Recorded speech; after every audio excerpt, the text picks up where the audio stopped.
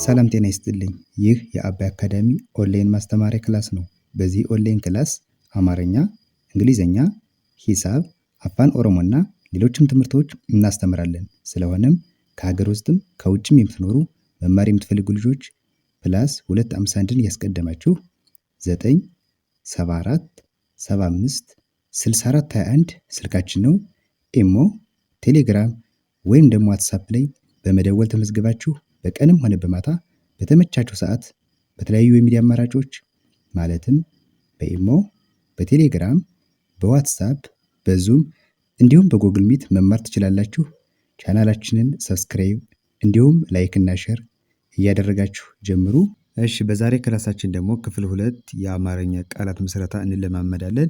እንግዲህ በዛሬ ክላሳችን የለ ፊደላትና ቤተሰቦቿን ከለ እስከ ሎ ያሉ ፊደላቶችን እየተጠቀምን በእያንዳንዳቸው ደግሞ ከዚህ ጋር የምታዩዋቸውን ሶስት ቃላቶችን እንመማራለን ማለት ነው። እናንተ እስከ መጨረሻው ቪዲዮ በደንብ እዩት። 2 3 እየደገማችሁ ማየት ትችላላችሁ። በደንብ እስከሚገባችሁ እየመለሳችሁ እየጻፋችሁ በተከታተሉ የበለጠ ግልጽ ይሆንላችኋል ማለት ነው። ያው መጀመሪያ ከዚህ ከመጀመሪያው ከለ ጀምሮ ወደ ታች አንዴ ፊደላቶችን በደንብ አድርጌ አነብላችኋለሁ። ከዛን ደግሞ ቃላቶችን እናነባለን ማለት ነው። እሺ፣ ከዚህ ጋር እቺ ለ ነች ብያችኋለሁ።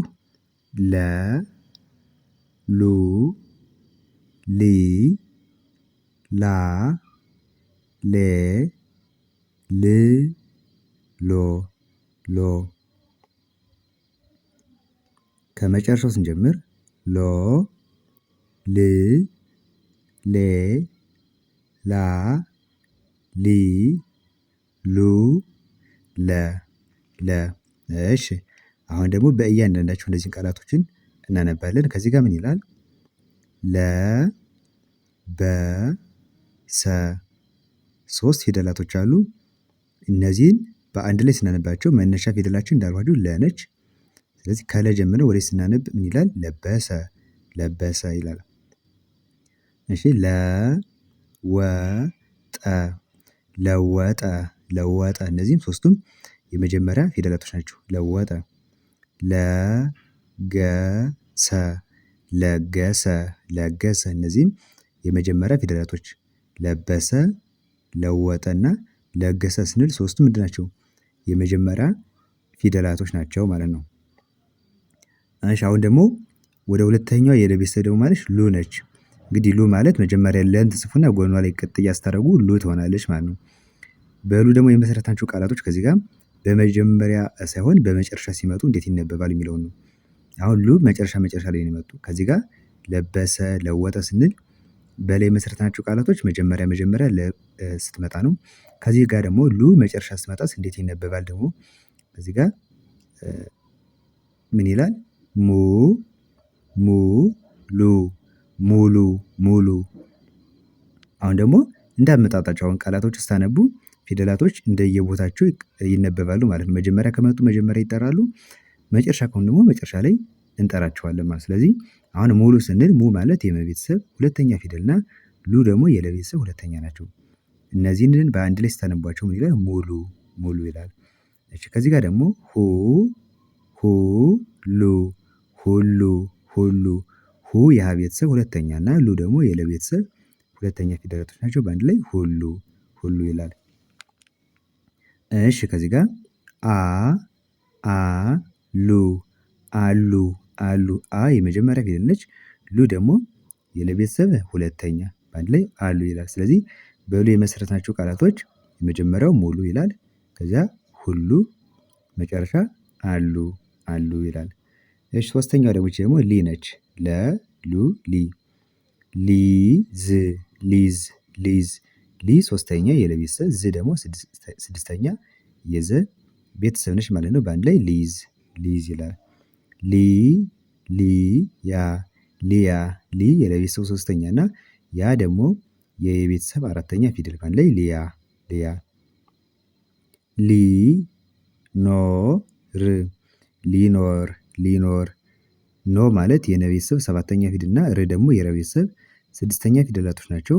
ሊ ደግሞ ሶስተኛ የለ ቤተሰብ በአንድ ላይ ሊኖር፣ ሊኖር ይላል። እሺ፣ ወደ አራተኛው ስንመጣ ደግሞ ይቺ ደግሞ ላ ነች። ለምሳሌ እዚህ ጋር ምን ይላል? ላከ ላከ ላከ ሁለት ፊደል ላኩ ላኩ ላኩ ኩ ማለት ይቺ የከ ቤተሰብ ሁለተኛ ነች። ላኩ የመጨረሻዋ ላከች ላከች ላከች ላ አራተኛ የቤተሰብ ናት። ከ የመጀመሪያ ናት። እቺ ደግሞ ስድስተኛ የቸ ቤተሰብ ላይ ላከች። ስለዚህ በላይ የመሰረትናቸው ቃላቶች የመጀመሪያ ላከ እዛ ላኩና ላከች ላከች ይላል። ኦኬ ይቺ ደግሞ ሌ ነች። አምስተኛ የለ ቤተሰብ ደግሞ ሌ። ከዚህ ጋር ምን ይላል? ሌባ ሌባ ባ ማለት የበ ቤተሰብ አራተኛ ፊደል ሌባ። ሌሎች ሌሎች ሌሎች ሎ ማለት የለ ቤተሰብ ሰባተኛ ነች። ደግሞ ስድስተኛ የቸ ቤተሰቦች ናቸው። በአንድ ላይ ሌሎች ሌሎች ይላል። እሺ ከዚህ ጋር ሌሊት ሌሊት ሊ ማለት ሶስተኛ የለ ቤተሰብ ብለን ያየናት ፊደል ነች። ት ማለት ደግሞ የተ ቤተሰብ ስድስተኛ ነች። በአንድ ላይ ሌሊት ሌሊት ይላል። ስለዚህ በአምስተኛዋ የለ ቤተሰብ በሌ የመሰረትናቸው ቃላቶች የመጀመሪያው ሌባ ይላል። ከዚያ ሌሎች መጨረሻ ሌሊት ሌሊት የሚሉ ቃላቶችን መስርተናል ማለት ነው። ወደ ስድስተኛዋ የለ ቤተሰብ ስንመጣ ደግሞ ይቺ ደግሞ ል ነች። ል ከዚህ ጋር ምን ይላል?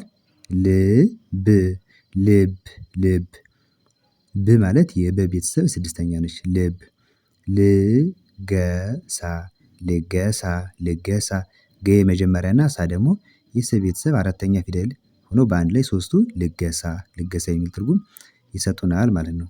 የመጨረሻዋ ደግሞ ልማት ልማት ል ስድስተኛ የለ ቤተሰብ እንዳልኳችሁ ማ አራተኛ የመ ቤተሰብና ት ስድስተኛ የተ ቤተሰቦች በአንድ ላይ ስናነባቸው ልማት ልማት ይላል። ሶ በል የተመሰረቱ ቃላቶች የመጀመሪያው ልብ ከዚያ ልገሳና መጨረሻ ደግሞ ልማት ልማት ይላል። እሺ የመጨረሻዋ የለ ቤተሰብ ደግሞ ሰባተኛዋ ፊደል ደግሞ ሎ ነች። ሎ ማለት እንግዲህ መጀመሪያ ለ ተጽፋ ከላይ ከዚህ ከጎኗ ላይ ቀለበት ከተደረገባት ሎ ትባላለች። ሎ ከዚህ ጋር ምን ይላል? ሎሚ ሎሚ ሚ ማለት የመ ቤተሰብ ሶስተኛ ፊደል ነች። ሎሚ ሎጋ ሎጋ ጋ ማለት የገ ቤተሰብ አራተኛ እዚህ ጋር ልገሳ ስንል ገ የዚች ቤተሰብ አራተኛዋ ጋ ትባላለች። ገ ጉ ጊ ጋ ስንል የምናገኛት እቺ ነው ጋ። ስለዚህ ምን ያህል ይሄ ሎጋ ሎጋ። እሺ የመጨረሻዋ ቃል ደግሞ ሎከር ሎከር ሎከር ሎ ሰባተኛ የለ ቤተሰብ ያላት ፊደል ነች። ከ የመጀመሪያ ፊደል እና ር ደግሞ የረ ቤተሰብ ስድስተኛ ፊደል በአንድ ላይ ሎከር ይላል። ስለዚህ በመጨረሻዋ የለ ቤተሰብ በሎ የመሰረትናቸው ቃላቶች የመጀመሪያው ሎሚ ከዚያ ሎጋ መጨረሻ ደግሞ ሎከር ሎከር ይላል። ስለዚህ ለዛሬ የነበረን ትምህርት የአማርኛ ፊደላትን የለንና ቤተሰቦቿን ብቻ መሰረት እያደረግን በእያንዳንዳቸው ደግሞ በሰባቱም ፊደላቶች ሶስት ቃላቶችን ተማምረናል ማለት ነው። በቀጣይ ደግሞ በሌሎች ቪዲዮዎች እመለሳለሁ። በዋነኝነት በዚህ ቻናል አማርኛና እንግሊዘኛ እየሰራሁ እለቃለሁ። በውስጥ መስመር መማር ከፈለጋችሁ ደግሞ ሌሎችን ትምህርቶች እንደ ሂሳብ፣ አፋን ኦሮሞና ሌሎችንም መማር የምትፈልጉት ማንኛውም ትምህርት መማር ትችላላችሁ ማለት ነው። ደውላችሁ መመዝገብ ይቻላል። ለዛሬ የነበረን ክላስ ይህን ይመስላል። መልካም ጊዜ ይሁንላችሁ። ባይ ባይ